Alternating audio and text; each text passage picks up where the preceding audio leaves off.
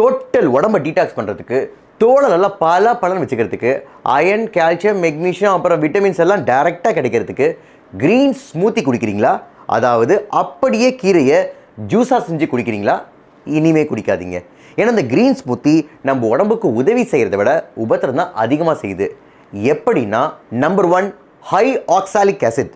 சமைக்காத கீரையில் oxalic acid ஜாஸ்தியாக இருக்கும். இதை எடுத்துக்கிட்டால் நம்ம உடம்புல ஆக்சலேட் கிறிஸ்டல்ஸாக மாறும். இந்த ஆக்சலேட் கிறிஸ்டல்ஸ் தான் கிட்னி ஸ்டோனாக ஃபார்ம் ஆகுது. 60லேருந்து 80% கிட்னி ஸ்டோன் ஆக்சலேட் கிறிஸ்டல்ஸால தான். நம்பர் 2, ரா வெஜிடபிள் ஓவர்லோட்.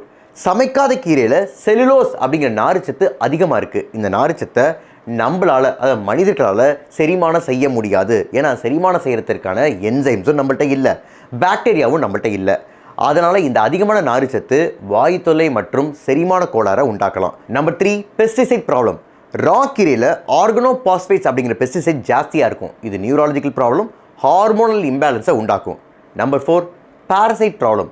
ரா கீரையில் ஜியார்டியா, என்டமிபா ஹிஸ்டாலிட்டிகா போன்ற பாரசைட்ஸும் இருக்கும். அதே மாதிரி அஸ்காரிஸ் ஸ்டேபாம்ஸ் போன்ற வேர்ம்ஸும் அதிகமாக இருக்கும். இது ரெண்டுமே நம்ம செரிமான அமைப்பை மட்டும் கிடையாது, டோட்டல் உடம்பையும் பாதிக்கக்கூடியது. அதனால் எப்போதுமே கீரையை க்ரீன் ஸ்மூத்தியாக குடிக்காமல் சமைச்சு சாப்பிடுங்க. அப்போ தான் ஆக்சாலிக் ஆசிட் குறைஞ்சிடுது, ஃபைபர்ஸ் எல்லாம் பிரேக் டவுன் ஆகிடுது, பெஸ்டிசைட், பாரசைட் ரெண்டுமே ரிமூவ் ஆகிடுது.